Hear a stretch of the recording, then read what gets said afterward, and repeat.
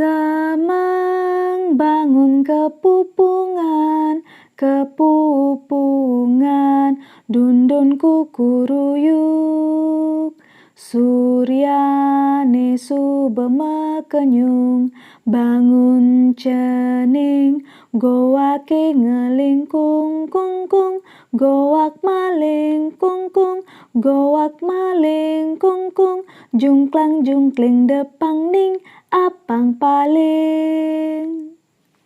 Diceritakan dulu hiduplah seorang raja yang bernama Ki Bara Panji Sakti dan memiliki pasukan yang bernama Trunegoa atau pemuda gagak. Disebut begitu karena mereka seperti gagak yang cerdik dan juga penuh strategi. Biasanya burung gagak mengitari mangsanya dulu sebelum mematuk bagian terlemah mangsanya. Nama yang tepat untuk para prajurit pemberani. Ki Bara Panji dan Trunegoa sedang merayakan kemenangan karena telah berhasil menguasai wilayah yang cukup luas.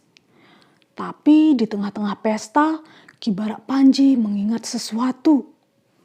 Dulu, saat dia melakukan perjalanan ke desa ibunya, ke desa Panji, dia bertemu dengan Panji Landung, seorang raksasa yang tinggi besar.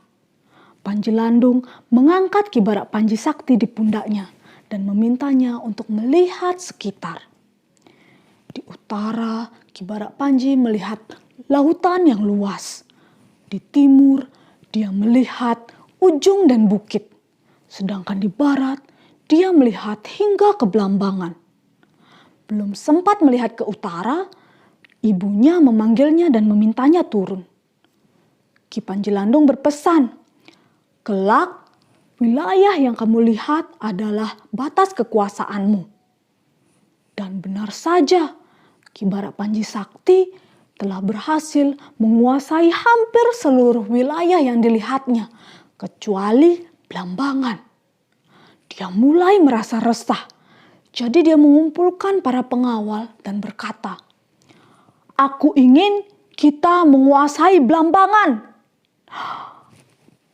Para prajurit saling melihat satu sama lain. "Tapi Raja, kita telah menguasai wilayah yang sangat luas. Tidak perlu memperluasnya hingga ke Blambangan," kata kepala prajurit. "Ya, dan kami masih merasa lelah," kata prajurit yang lain. Ki Bara Panji tidak mau menyerah. Dia memikirkan cara untuk membuat prajuritnya bersemangat. Dia memikirkannya berhari-hari.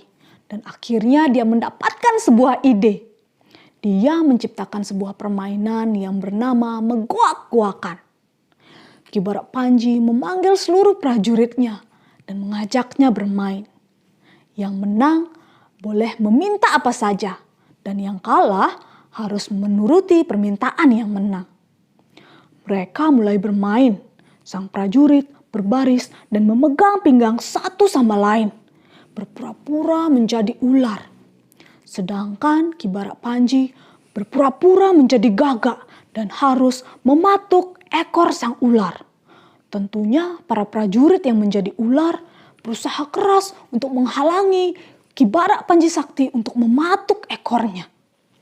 Tung tung, goak maling, tung tung, goak maling, tung tung, jungklang jungkling depang ning, apang paling.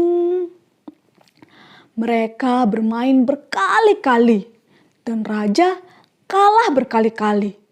Para prajurit senang. Mereka meminta banyak hal. Mereka meminta emas, tanah, rumah, makanan, dan lain sebagainya. Di permainan ketujuh, akhirnya Ki Bara Panji Sakti memenangkan permainan dan dia mengatakan permintaannya. "Aku ingin kita menguasai Blambangan," katanya.